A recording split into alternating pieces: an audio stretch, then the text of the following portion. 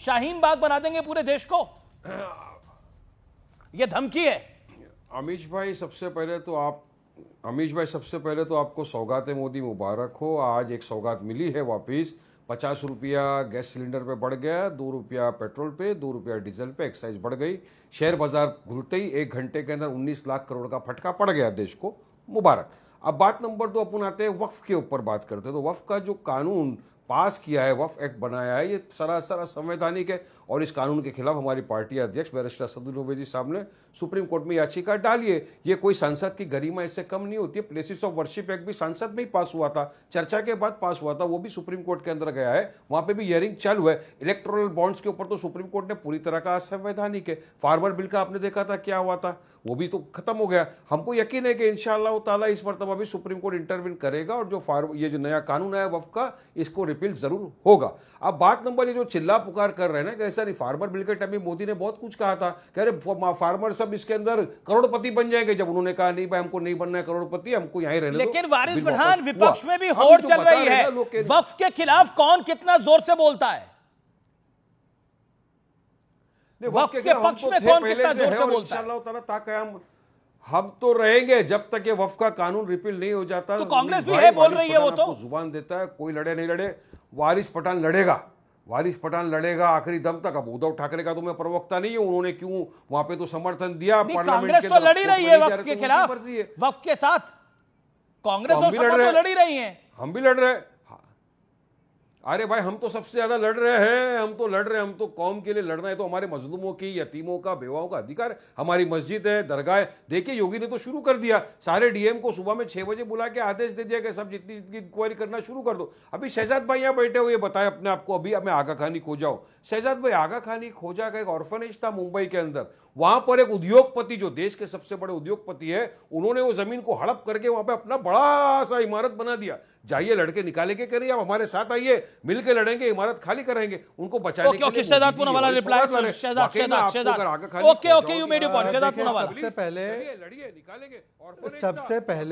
सबसे पहले अमीश जी मैं अपनी बात रख लूं, मैंने पूरी बात सुनी उनकी। आगा खानी समाज को कम से कम इनके जो अलग अलग नेता इस्लाम से ही खारिज कर देते हैं, वारिस भाई ने खारिज नहीं किया, इसके लिए मैं उनका धन्यवाद करता हूं।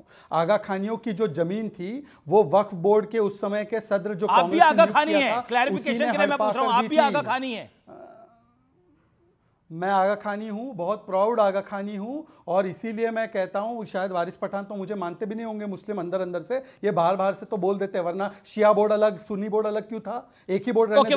वारिस ये खुद आगा खानी है, वारिस 10 सेकंड ये खुद आगा खानी है। सर अरे पूरी बात तो एक सेकंड, आगा खानी पे कुछ कहना चाहते हैं, एक सेकंड शहजाद आप भी क्या बता रहा हूं, आगा खानी पे कुछ कहना चाह रहे हैं वारिस, 10 सेकंड वारिस पठान, आगा खानी है खुद भी, पसमंदा भी और आगा खानी भी। भाई ये जब शहजाद पूनावाला जब स्टूडियो में आते हैं ना, तो ये आगा खानी खोजा बन जाएंगे, पासमानदा मुसलमान बन जाएंगे, जहां बीजेपी के हेडक्वार्टर में गए ये सनातनी हिंदू बन जाते। इनकी बात पे अब मत जाओ, अगर वाकई ऑर्फनेज का, चलो मेरे साथ आओ, लड़ेंगे केस। शहजाद पूनावाला जवाब, शहजाद पूनावाला जवाब, ओके शहजाद पूनावाला जवाब। तो बीजेपी की तरफ से उस पैरवी करते। देखिए ऐसा है अमीश, देखिए ऐसा है अमीश जी, ऐसा है, प्लीज थोड़ा आवाज कम करा, बोलिए आपकी आवाज आ रही है शहजाद भाई। अमीश जी ऐसा है, मेरी ओरिजिनल सरनेम जो मेरे पिता की सरनेम थी वो जमादार है। जमादार का क्या अर्थ है, कुछ भी कोई भी लोग गूगल करके पता कर सकते हैं, परंतु मुझे तो बड़ा गर्व है कि हाँ मैं सनातनी भी हूँ, मैं हिंदू कल्चर से भी हूँ, मैं आगा खानी भी हूँ, मैं पसमानदा भी हूँ, मैं कम से कम रजाकार नहीं हूँ, मैं देश का वफादार हूँ। तो मैं वफादार, आप रजाकार। दूसरी बात, अब पूरे पॉइंट को कंप्लीट कर लीजिए। देखिए अभी इन्होंने क्या कहा,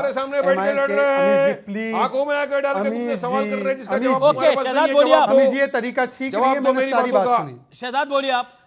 अमीश जी मैंने पूरी बात सुनी। हाँ बोलिए वारिस आपको सुना गया पूरी तरह से, मैंने आपको 10 सेकंड का रिबटल दिया था, अलाउ किया था। शहजाद देखिए उन्होंने कहा कि कोई भी संसद में कानून पारित होता है उसका विरोध करने का अधिकार होता है, बिल्कुल अधिकार होता है मान्यवर, परंतु आपके इमरान सोलंकी जो है वो कहते हैं कि ईडन गार्डन तो हमारी जमीन है और अब वक्फ में संशोधन किया तो सिविल इंसर्जेंसी हो जाएगी, सिविल वॉर हो जाएगा। सिविल वॉर की धमकी देना ये आंबेडकर जी के संविधान में परमिशन है क्या? दूसरी बात, अभी आलोक शर्मा ने, प्लीज आलोक शर्मा ने क्या कहा, उदित राज आपके साथ भी थे। अरे भाई, अगर हमारे साथ थे और हिंदुओं को गाली दे रहे थे तो आपने लिया क्यों? हमारे समय पर एक भी बयान नहीं दिया, पर अब जब से आपकी संगत में आए हैं तब से हिंदू टेरर, जो दिग्विजय सिंह ने कहा था 26/11 पाकिस्तानियों ने नहीं भारत के हिंदुओं ने किया था, ये कहने वाली संगतों में आया है, तो वो हर रोज ऐसा बयान देता है। और राष्ट्रपति के बारे में तो राष्ट्रपति अधीर रंजन ने कहा था, सोनिया गांधी ने कहा था बोरिंग लेडी, पुअर लेडी। तो मुझे बता दीजिए आलोक शर्मा जी, आपका क्या स्टैंड है सोनिया गांधी के बयान पर जो राष्ट्रपति पर कहा? आप तो संविधान को मानते हो, ऐसा बता रहे हो आप ऊपर से। अभी संविधान के अंदर कहां लिखा है कि आप ही की पार्टी का, आपकी सहयोग पार्टी के दल का इंसान बोलता है, संजय निरुपम, कि अगर तुमने शाहीन बाग बनाया तो हम जलियांवाला बाग बना देंगे। अरे जलियांवाला बाग बनाएंगे? अरे लड़े थे जब हम जनरल डायर बनाएंगे यहाँ पे देश के अंदर। अभी आप इस तरह की बात एक सेकंड नहीं, बड़ा स्टेटमेंट है, संजय निरुपम ने ऐसा बयान दिया है, ये बड़ा स्टेटमेंट है शहजाद पूनावाला। बना देंगे। मैं देता हूं इसका जवाब, मैं इसका जवाब दे रहा हूं। जवाब दो अमीश जी, मैं इसका जवाब, मैंने ये स्टेटमेंट, भाई चीखने की आवश्यकता नहीं है, मैं पूरा स्टेटमेंट दे रहा हूं। मैंने भी जाकर पहली बार जब मीडिया में स्टेटमेंट सुना था तो मुझे भी लगा संजय भाई ने बोला क्या है, तो मैंने खुद जाकर स्टेटमेंट सुना। अमीश जी, उन्होंने तो कहा कि ये लोग अगर अवैध रूप से अनकॉन्स्टिट्यूशनल शाहीन बाग, क्योंकि सुप्रीम कोर्ट ने अनकॉन्स्टिट्यूशनल बोला था, तो जैसे जलियांवाला बाग में हमारे लोगों ने जान न्यौछावर की, वो कह रहे हम जान न्यौछावर कर देंगे पर आपको संविधान के खिलाफ नहीं जाने देंगे। तो ये तो ब्रिटिश जनरल डायर ये है, जनरल डायर तो वारिस पठान है, जनरल डायर वारिस पठान है। हम तो जलियांवाला बाग के माटे की तरह संविधान की रक्षा करेंगे, संविधान की रक्षा करेंगे। आप जनरल डायर मारो गोली, वारिस पठान खड़ा है। सुनिए भाई, सुनिए, मारो गोली वारिस पठान खड़ा है, छाती खड़ा करके तुम्हारे सामने। जलियांवाला बाग बनाएंगे, उसके बाद क्या हुआ था मालूम है ना? अरे तब भगाया था गोरों को, अब भगाएंगे तुम जैसे चोर लुटेरों को। संजय, अमीश जी, मैं अपनी बात पूरी कर लूं क्या? बोलिए, आप दोनों ही बोल रहे हैं। ओके, बोलिए शहजाद, बोलिए। मैं बोलूंगा, पढ़ने को तैयार है। मैं नहीं बोल रहा हूं, वो मेरे बीच में वारिस आपने अपनी बात बोला, वारिस पठान की बात कर रहा हूं। आप जनरल डायर बनो, भगत सिंह के माफिक आगे आ जाएंगे। अमीश जी, वो हस्तक्षेप कर रहे हैं, प्लीज मैं रिक्वेस्ट कर रहा हूं। अब अमीश जी, लास्ट और फाइनल सवाल है। देखिए, मैं सिर्फ इतना पूछना चाहता हूं, यहां पर आलोक शर्मा जी हैं, मेरे अच्छे मित्र भी। आलोक शर्मा जी, मुझे बताइए कि प्रिंसिपल ऑफ नेचुरल जस्टिस क्या कहता है? मान लो अमीश ने कोई दावा किसी पर ठोका, तो अमीश को पहले प्रूव करना पड़ेगा कि उसका दावा ठीक है कि नहीं, और अमीश के दावे के खिलाफ अगर वो केवल ट्राइब्यूनल में जा सके, कोर्ट में ना जा सके, और ट्राइब्यूनल से अपील भी आप कोर्ट में ना फाइल कर सको, तो ये तो अंबेडकर जी के संविधान का विरोध हुआ ना। हमने तो संविधान के साथ इसको, संविधान की सुरक्षा की। आलोक शर्मा, दिग्विजय सिंह, इमरान मसूद, इमरान प्रतापगढ़ी, उदित राज, एक नेता नहीं है ना, कई नेता हैं आपके। देखिए, मुझे लगता है सबसे पहले तो संविधान का विरोध